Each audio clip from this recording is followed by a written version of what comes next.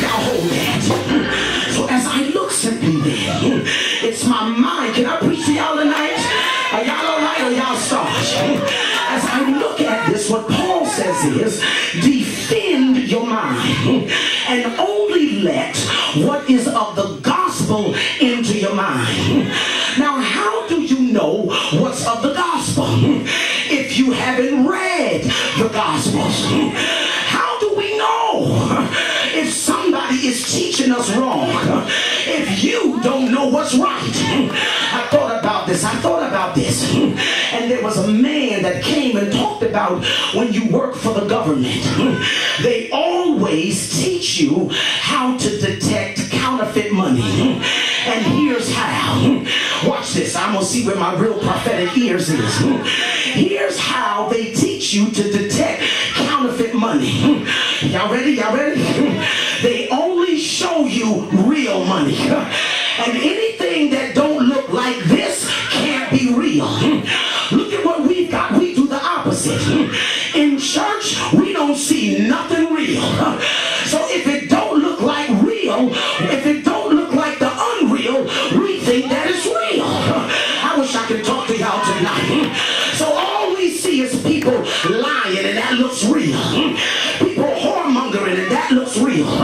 People prophet-lying, and that looks real. And it seems like you're by yourself in your own little world. But I came by here tonight to drop a fresh manna word. God said to tell you, I hid you in a cave because I got 7,000 that ain't gonna bow their knees to Baal. I heard your cry that you wanted a better life, and I'm gonna make sure I give it to you. Somebody shout glory. So I look, and it's the mind that I got to guard. Christians should know how to guard their minds. And you know how to guard your mind, watch this, by knowing the will of God. Because anything that's not in the will of God cannot be for my mind. So I've got to follow the will of God by following the dictates of God's love. And when I follow God's love, only will I accomplish what's written in the Lord. Because the Lord demands that I follow God. So my and your task then is that we will conduct ourselves as those that belong to the day and resist the pressure that comes into the church to conform to the old realm that God brought me out of. I'm gonna talk about me so you don't have to.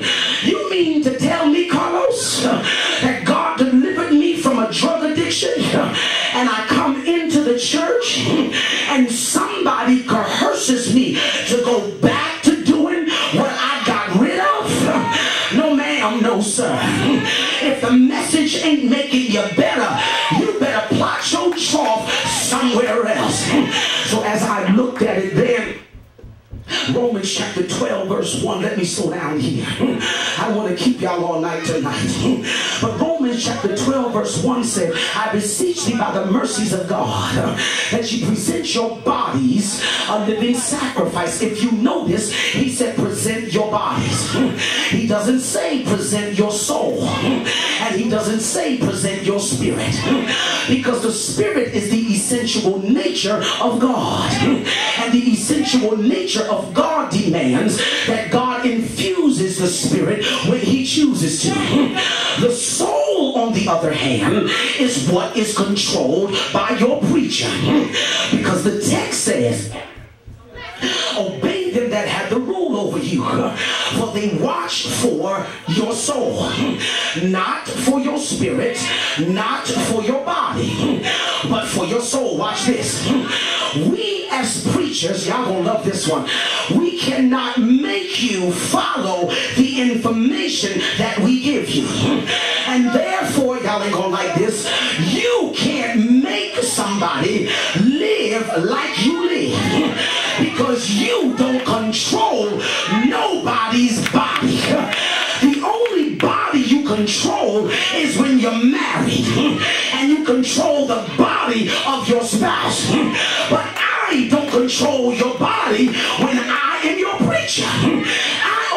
control what information goes into your soul. And if you take the information that goes into your soul and apply it to your mind, that's when your actions change. I ain't got no help in here tonight. That's why people aren't changing, because they're not hiding the word in their heart. Because when the word is hid in your heart, I might not sin against him. So when people sin, it's because they got word, but it ain't in the right place. Y'all don't want to talk to me tonight. Look somebody in their face and say, I want his word in my heart, so I won't sin against him. Have I got any help in the house? So look at the text, and it says, and be not conformed to this world, but be ye transformed by what? By the renewing of your mind, and which is your what? Reasonable service. As I looked at the word reasonable, it is the Greek word logikos, and simply what it says is, I have a reasonable or a logical worship, because service is the word worship. So my reasonable service or my logical worship, my worship has got to be logical. Oh, y'all ain't gonna like this one. If my worship is not logical, then I don't know what I'm going through. I asked myself this question from 4 points of view. I said, is logical spiritual, or is it spiritual or rational? Is it logical rational, or is it just reasonable and logical?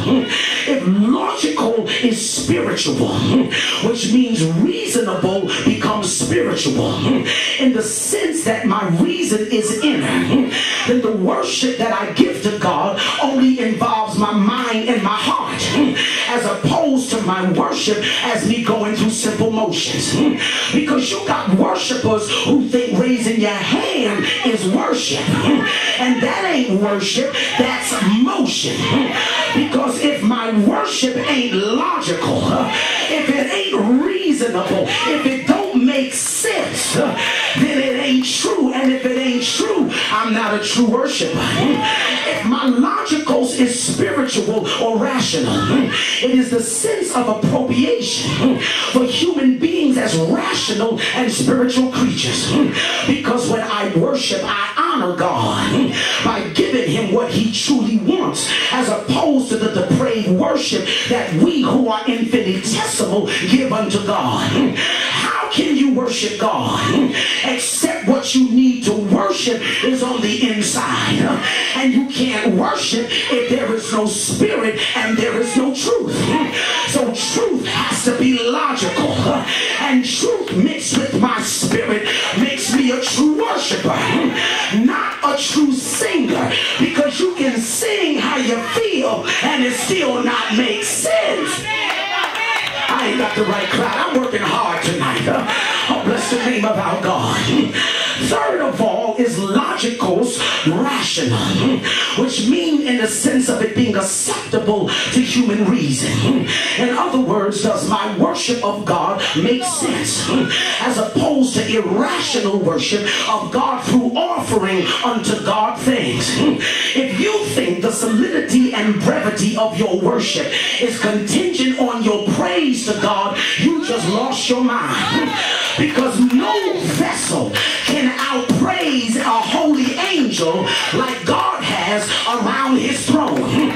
He sits on the throne and he tells the cherubims, keep on crying holy.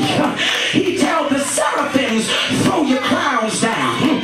Now the cherubims and the seraphims that circle his throne never appertain to unholy. But the Lord said, when you, which was unholy, take my spirit and become holy, I'll stop a holy cherubim